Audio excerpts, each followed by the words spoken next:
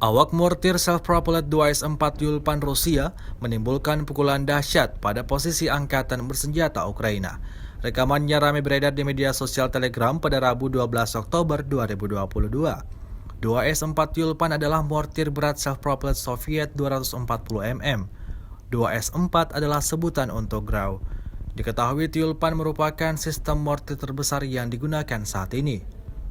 Gunakan kaliber 240 mm, pasukan Rusia berhasil hancurkan struktur tipe medan yang kuat, seperti bangunan berbenteng, pos komando, artileri dan baterai rudal, hingga kendaraan lapis baja tempur musuh lainnya. Sejauh ini selama invasi berlangsung, Rusia secara total merilis 318 pesawat Ukraina, 160 helikopter, dan 2.195 kendaraan udara tak berawak, serta sistem rudal anti pesawat dieliminir oleh pasukan Vladimir Putin.